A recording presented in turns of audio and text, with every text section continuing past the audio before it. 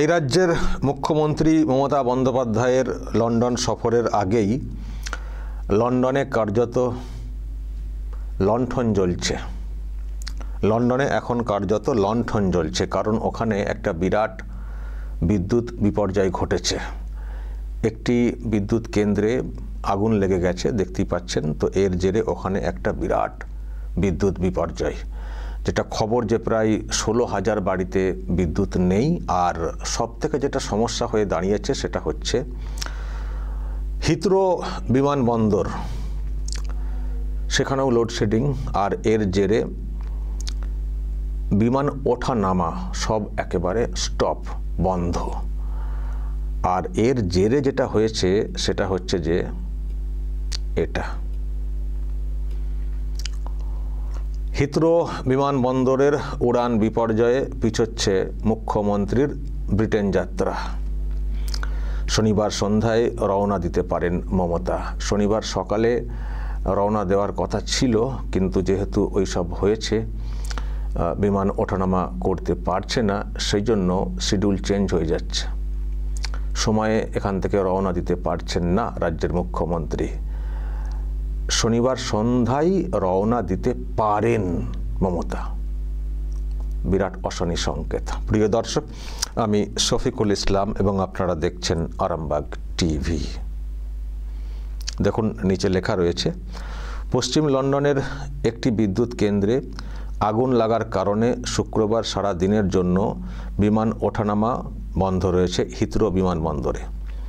Heathrow কর্তৃপক্ষের তরফে জানানো হয়েছে, শুক্রবার রাত 11:59 লন্ডনের সময় অনুযায়ী পর্যন্ত ওই বিমানবন্দর বন্ধ থাকবে।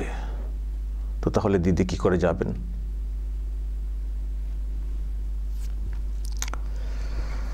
দর্শক কি বলবেন?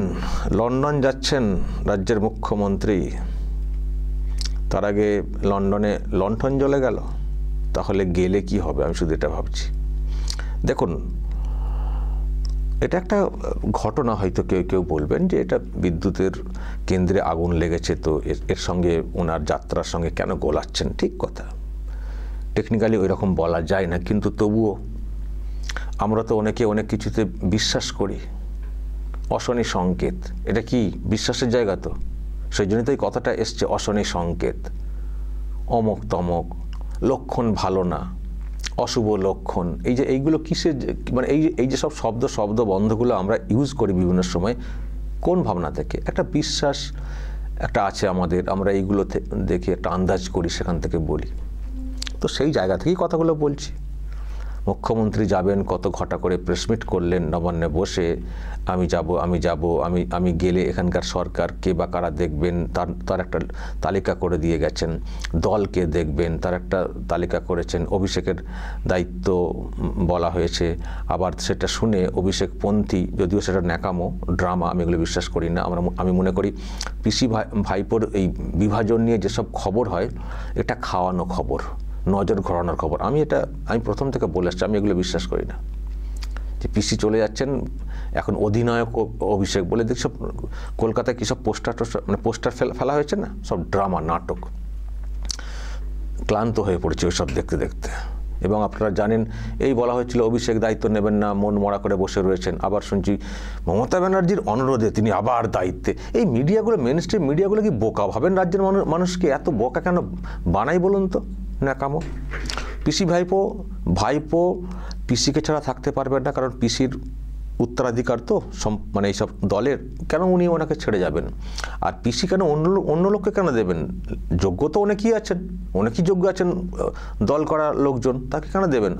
আমার দল করা, আমি নেতৃত্ব দেবো আমার ছোট্ট ভাইপোকে, বয়স হোক আর নাই হোক, ওকেই দেব, ওই করবে। তো এটা তো নিজেদের মধ্যে একটা ট্রানজিশন। ফলে এটাকে নিয়ে কেন সব মাতামাতি করেন আপনারা? মিডিয়াগুলো দেখি ফালতু মাঝে মধ্যে এই যে বিভাজন, কেন অভিষেক এরকম বললেন, কেন অভিষেক এরকম করলেন, উনি কেন চুপ করে বসে রয়েছেন, ওনার কেন চোখটা ছলছল করছে, ওনার কেন নাকটা এরকম, এই ফালতু দিয়ে কেন বিভাজন দেখাতে যান? তো যাই হোক, আমি অন্য প্রসঙ্গে চলে গেলাম। কোথায় ছিলাম? ও যাওয়ার ব্যাপার। হ্যাঁ, প্রেসমিট করলেন, প্রেসমিট করে এইসব বললেন টলেন। কিন্তু মানে হয়তো ব্যাগটা গুছিয়েও ফেলেছেন, তারপরে উনি যা সব করেন নিজের মতো করে সেই সব নিয়ে যাওয়া হয়তো শুরু করেছিলেন, মুড়ি টুড়ি হয়তো বেঁধে ফেলেছিলেন, বাঁকুড়ার মুড়ি বা কোথাকার মুড়ি উনি খুব পছন্দ করেন। তো এখন দেখা যাচ্ছে ব্যাগটা গুছিয়ে বসে রয়েছেন, কিন্তু ওখানে তো আগুন লেগে গেছে। আর যেটা খবর, সোমবারে ভারতীয় দূতাবাসে কিছু একটা প্রোগ্রাম, তারপরে মঙ্গলবার বিজনেস সম্মেলন। আমরা তাকিয়ে থাকবো, আমরা খুব অধীর আগ্রহে তাকিয়ে থাকবো যে রাজ্যের মুখ্যমন্ত্রী ওখানে গিয়ে বাংলার জন্য কী কী শিল্প আনেন, খুব অধীর আগ্রহে।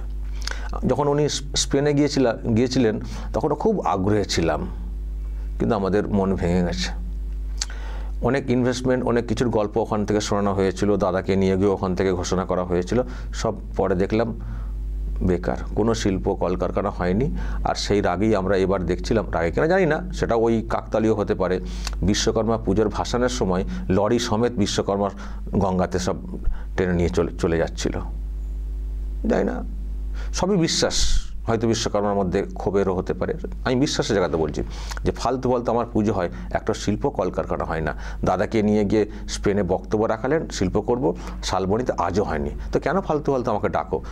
এবারে বিশ্বকর্মা পুজোর সময় দেখেছিলেন না, ভাসানের সময় যে লরি করে ভাসান দিতে যাওয়া হয়েছিল, লরি সমেত গঙ্গায় টেনে নিয়ে চলে গেছিলো বিশ্বকর্মা। ওই যে বললাম আমি, হয়তো আপনারা বলবেন কার সঙ্গে কার মেলাচ্ছেন, ওই যে বিশ্বাস তো আমরা অনেক কিছু করি, সেখান থেকে কথাগুলো বলি। তবে সেই জন্যই বলছি, উনি যাওয়ার আগেই যা হলো, এটা কি অশনি সংকেত, অশুভ লক্ষণ? মানে ওনার যাওয়ার আগেই কি এটা প্রমাণ মানে হয়ে যাচ্ছে বা বলে দেওয়া হচ্ছে যে বেকার, যাত্রা বেকার, বিজনেস সম্মেলন সরকারিভাবে কি একটা বিজনেসের ব্যাপার আছে, তারপর ভাষণ দেবেন কোথায় একটা, তার মানে আলটিমেট ভাষণ টাষণ কী দেবেন সেটা ওনার ব্যাপার, কে শুনবেন কে জানে। কিন্তু আমরা যখন উনি বলে যাচ্ছেন বিজনেস সম্মেলন করব শিল্পায়নের জন্য বাংলাতে, সেটার জন্য আমরা অবশ্যই অধীর আগ্রহে থাকবো, স্বপ্ন নিয়ে আছি। নিশ্চয়ই উনি ওখানে যাচ্ছেন, বড় বড় ইনভেস্টরকে উনি এখানে আনবেন, টাটার থেকেও বড়, আশা করবো আমরা সেটা দেখবো কি আনেন। কারণ স্পেনে বলেছিলেন বটে, আমরা অনেক স্বপ্ন দেখেছিলাম এখানে নিউ মার্কেটে, এই নিউ টাউনে কি একটা বড় মল হবে, লুলু কোম্পানি নাকি করবে, তারপরে আরও কত কি, দাদা তো হলোই না। তারপরে ওই যে ফুটবল একাডেমি লা লিগা কলকাতায় হবে, আজ পর্যন্ত দেখতে পাইনি। ফলে আমাদের মন ভেঙে গেছে। আমরা আবার মনকে জোড়া লাগিয়ে মুখ্যমন্ত্রীর সফরের দিকে তাকিয়ে আছি। আশা করব যে লন্ডনে গিয়ে উনি বিরাট ইনভেস্টরদের সম্মতি আদায় করবেন এবং তারা সেখান থেকে বড় বড় শিল্পায়ন ঘোষণা করবেন। দর্শক, আমি কিন্তু এই আশাতে আছি বুক বেঁধে। আপনাদের কোনো আশা হচ্ছে না উনি যাচ্ছেন বলে? আমি জানি না আপনাদের কী হচ্ছে, কিন্তু আমি আশাতে আছি। আমি এখনই কিছু বলছি না, উনি যান, দেখি কি করেন, হতে পারে তো বড় কিছু স্বপ্ন নিয়ে আমার বাঁচতে চাই আর কি। কিন্তু যদি দেখি যে না, কিছুই হলো না, সেই বাংলার চপ শিল্পই আমাদেরকে নিয়ে থাকতে হবে, আবারও মনটা ভাঙবে। আর মন ভাঙলে আমরাও যা ভাঙার জন্য যা বলার আমরাও বলবো, তখন না কিছু রুখতে পারবেন না। তো 2 দিন 4 দিন ওয়েট করে যাই তারপর। কিন্তু প্রশ্ন হচ্ছে যে এটা হলো কেন, এটা আপনাদের এই ব্যাখ্যা আপনাদেরকে দিতে হবে। যে দিদিমণি লন্ডন যাচ্ছেন, যদিও লন্ডন যাওয়ার কথা ছিল না, উনি আগেই বলে দিচ্ছেন যে কলকাতাকে আমি লন্ডন করব, এবং লন্ডন হয়েও গেছে, মাঝে মধ্যে নাকি বলেও থাকেন। আবার লন্ডন যেতে হচ্ছে কেন? এতদিন গিয়েও কিছু হয়নি। লন্ডন তো লন্ডনই আছে, লন্ডন তো অন্য কিছু হয়ে যায়নি, বরং কলকাতাকে লন্ডন করবেন বলেছিলেন উনি। লন্ডন তো আর নিউ ইয়র্ক ওটা কেউ বলেনি ওখানে। তো যাক, উনি যাচ্ছেন, কিন্তু প্রশ্ন হচ্ছে যে এটা কি সত্যিই একটা নিছকই দুর্ঘটনা? দর্শক, এটা কি নিছকই দুর্ঘটনা? আপনারা কি নিছকই দুর্ঘটনা বলেই স্থির থাকবেন, নাকি এটার মধ্যে কিছু একটা আপনাদের বিশ্বাসের কোথাও একটা কিছু প্রশ্ন তৈরি করছে? যে মুখ্যমন্ত্রী যাবেন, ব্যাগ গুছিয়ে রয়েছেন, স্বপ্ন দেখছেন এই করব সেই করব, একটু আগে থেকে গেলে রিফ্রেশমেন্ট হতে, একটু রিফ্রেশ হতে একটা সুবিধা হবে, তারপর প্রোগ্রামগুলোতে অংশ নেব, তাড়াহুড়ো থাকবে না, একটু গান বাজনা করবো ওখানে রাস্তাতে হাঁটাচলা করে। তার আগে এই যে একটা শুরুতেই একটা ব্যাঘাত, যাত্রাপথে ব্যাঘাত, তো এটা কী বলবেন? শুধুই দুর্ঘটনা, নাকি সত্যি এর সঙ্গে ওনার কোনো লিঙ্ক আছে? যারা বিভিন্ন আস্থায় বিশ্বাসী, ধর্মে বিশ্বাসী, তো আপনাদের কি মনে হয় মুখ্যমন্ত্রী যাওয়ার আগে এরকম হঠাৎ করে কেন এত বড় বিপর্যয়, বিদ্যুৎ বিপর্যয় এরকম হয়ে গেল যে লন্ডনে লণ্ঠন জ্বালাতে হচ্ছে, কারেন্ট নেই? নিশ্চয় দর্শক আপনারা বলবেন, আপনাদের যা বলার কমেন্টে বলবেন এবং নজর রাখবেন আরামবাগ টিভিতে।